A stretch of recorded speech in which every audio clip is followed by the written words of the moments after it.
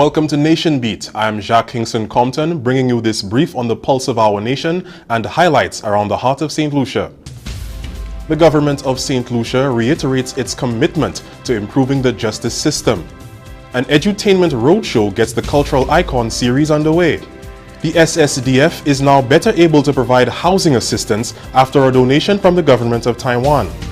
Billed as one of the best health events on island, the Babano Challenge is on.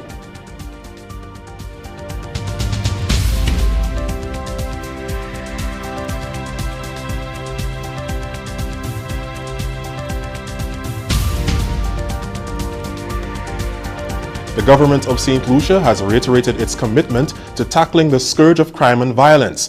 Doing so, however, is no easy feat, as pointed out by Prime Minister the Honorable Alan Shasney. The Prime Minister recently indicated that government has adopted a holistic plan that includes improving the state of the judiciary. Janelle Norville explains.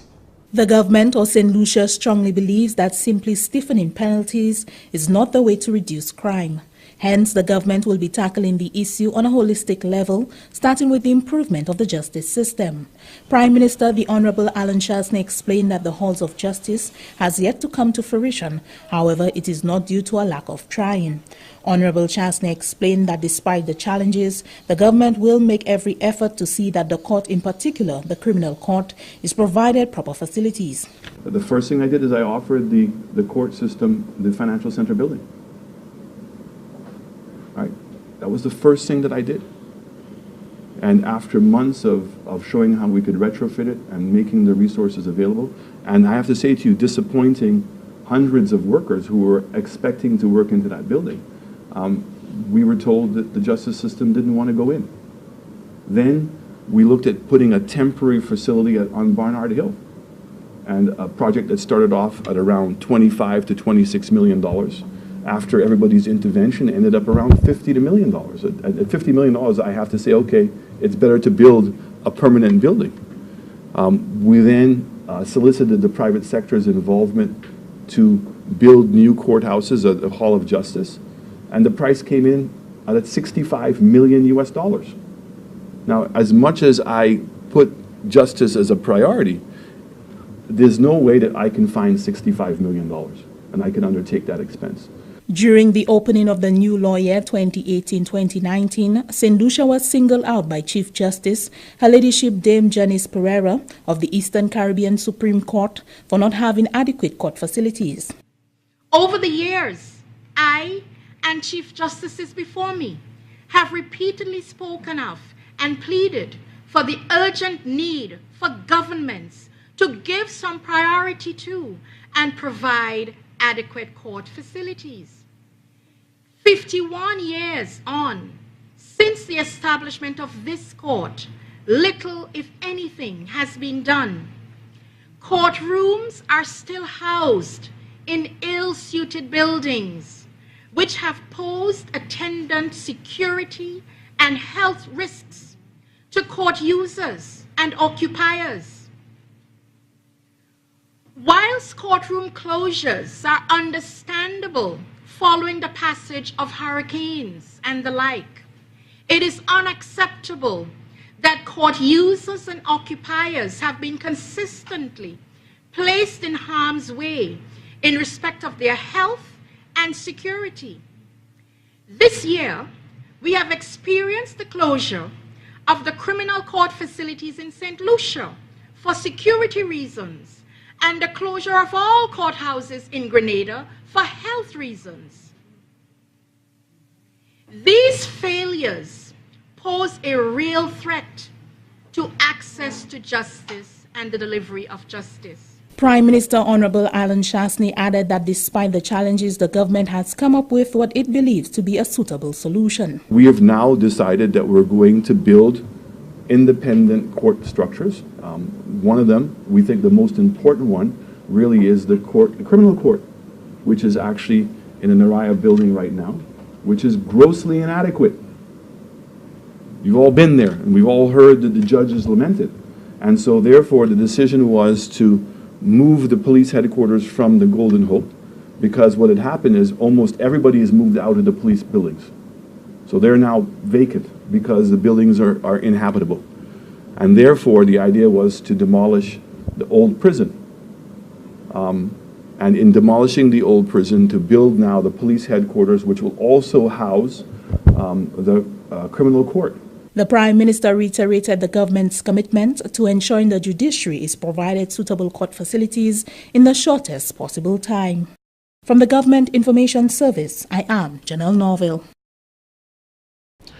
The Cultural Development Foundation is preparing to host the 4th edition of the Cultural Icon Series, a national event that honors persons who have left an indelible mark on the artistic and cultural landscape of St. Lucia.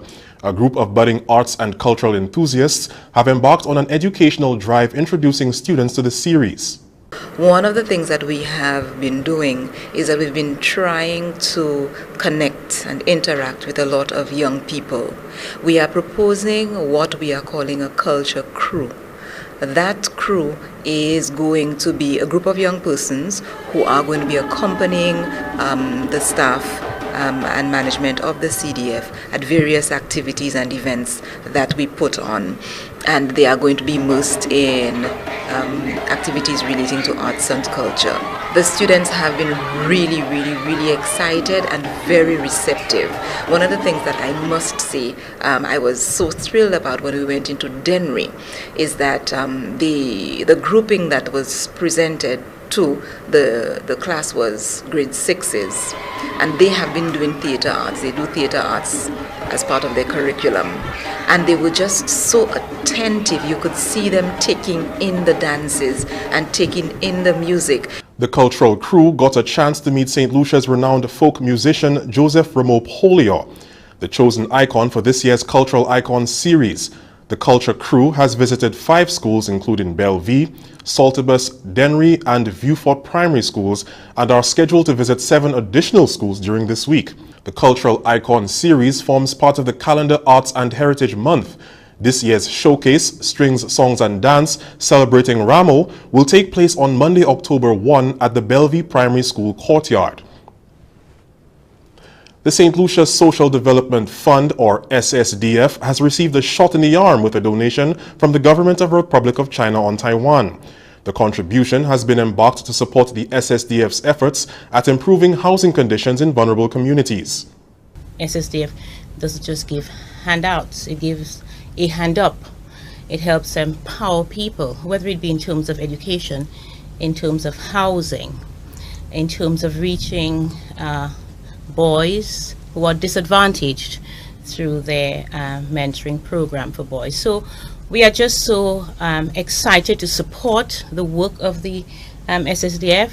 As you know, the Ministry of External Affairs is the ministry that reaches out to friendly governments and outside agencies to connect them with agencies and government departments so that we can deepen and strengthen our cooperation. And what we will do here today in receiving this donation from Taiwan to the SSDF is just an example of the work we do. It is not enough to just give a person a house. You give a person a house and you assist them in uplifting their standard of living, but maintaining it and even putting food on the table is a different story. So we're now in the process of engaging the people that we assist with houses to see where we can perhaps help them create an employment, maybe micro-enterprise, self-employment and that sort of thing, so that we can empower them to be able to take care of themselves. So this donation this morning will go a long way. I mean, there is no one fix to poverty, none whatsoever. There are a number of things that need to be done, and every little bit helps. And it's for that reason I really want to thank Your Excellency for this generous donation. To help this organization means to help those poorest St. Lucian people, because I believe for human being we should live in the same quality of life. Okay, in Taiwan we always said, "A friend in need is a friend indeed." Okay, we try to reach out, we try to do our best to do something to SSDF, and we call on no matter it's foreign friends or St. Lucian, to support SSDF and to help this country to move forward to a more healthy future. Thank you. This is Nation Beat. Still to come, harmonizing practices in the education system.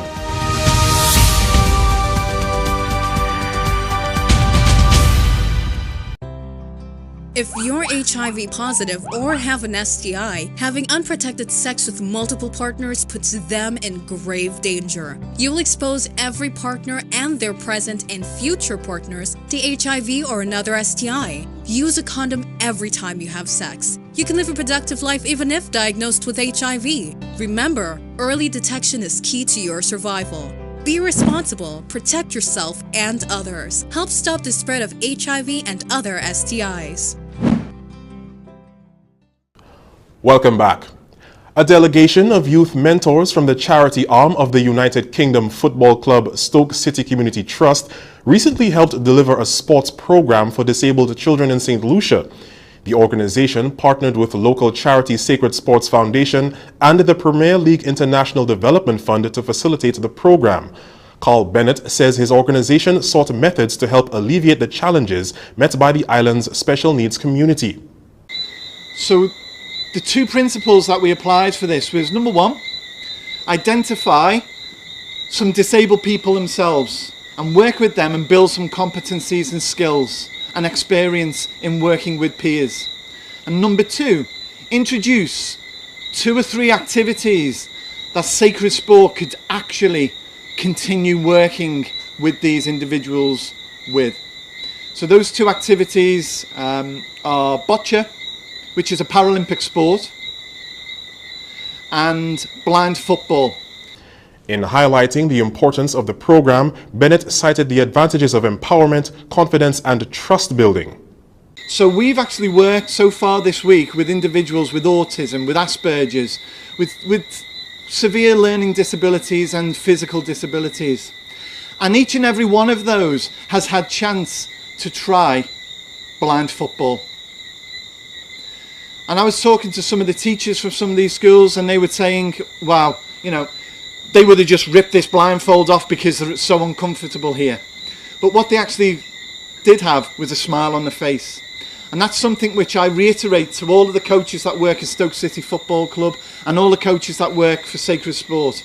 If a child goes away from a session with a smile on the face, we've done something positive, because on that day, that might be the only time that that child smiles. And that's what this initiative is all about, is bringing smiles, bringing enjoyment, fun, but also bringing some new skills and competency to Sacred Sport so they can continue some of this really positive work. According to Mr. Bennett, the Premier League has provided £20,000 of funds to the initiative. In addition, the youth mentors themselves have raised £3,000 in funding. Principals of Education District 4 have been improving the quality of their practices that is hoped will redound to the adoption of a mutual system of operations through schools within the district. Chris Satney has more.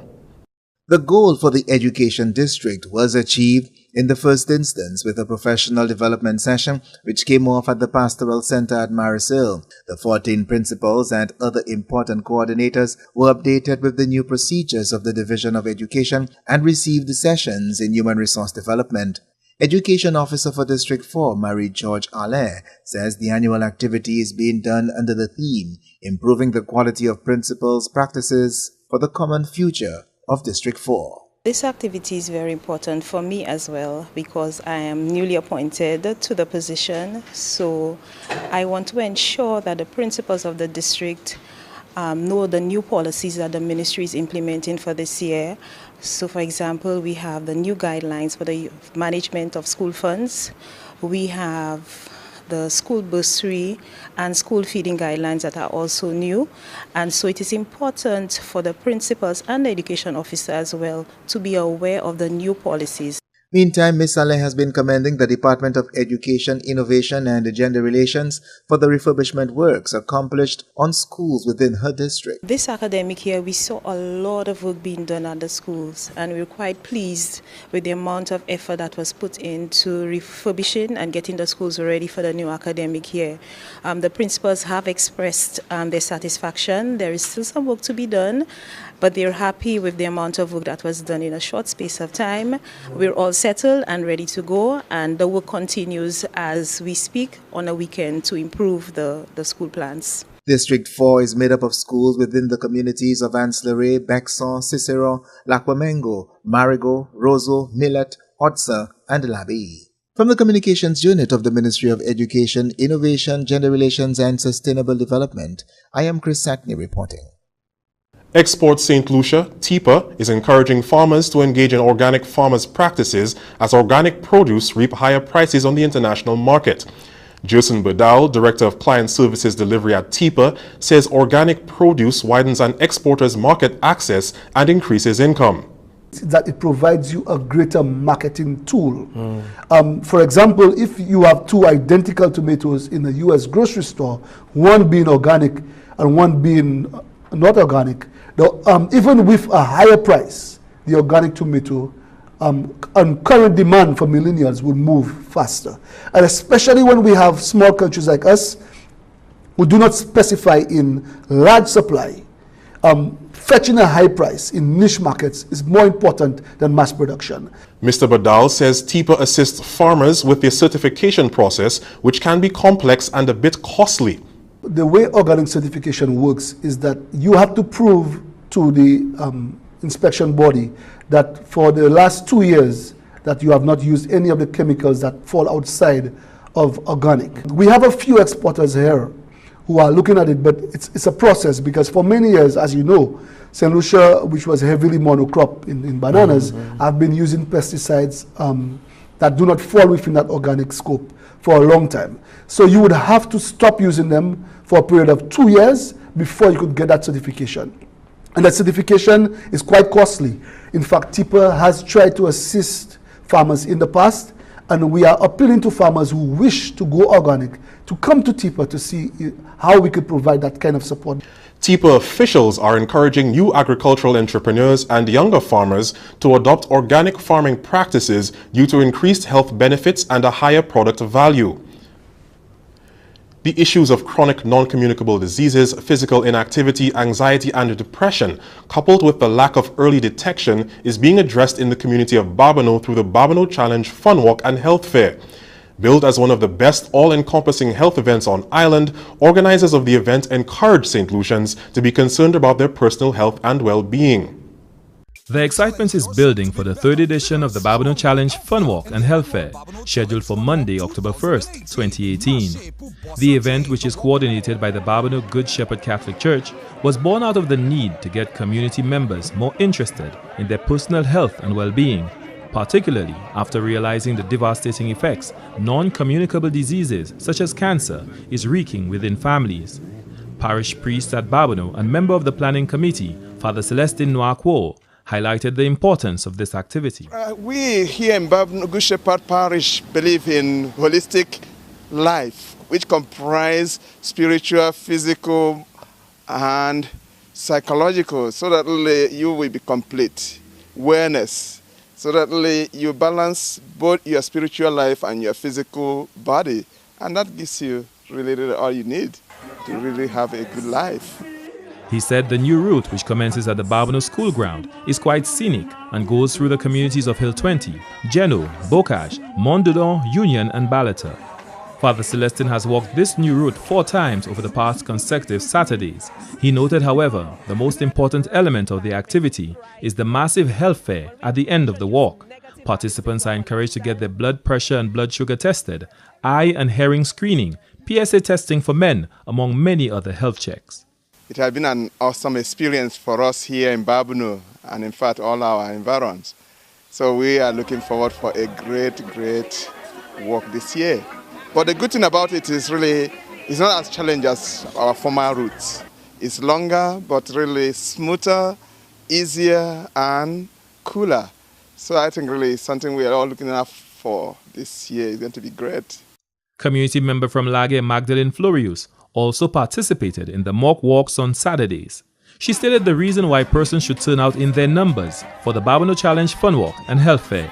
For sure, Babonneau is one of the most exciting communities, and we have lovely and wonderful people in Babonneau. So I would advise and encourage anybody to take that opportunity and join us on October 1st, 2018 from 6 a.m. October 1st also marks the start of Creole Heritage Month on island. Organizers have also planned a healthy Creole breakfast, traditional games and musical entertainment by the Chassin Solo Band at the end of the walk. Glenn Simon reporting. And that's Nation Beat. Join us next time as we feel the pulse and heart of our community. I am Jacques Kingston Compton.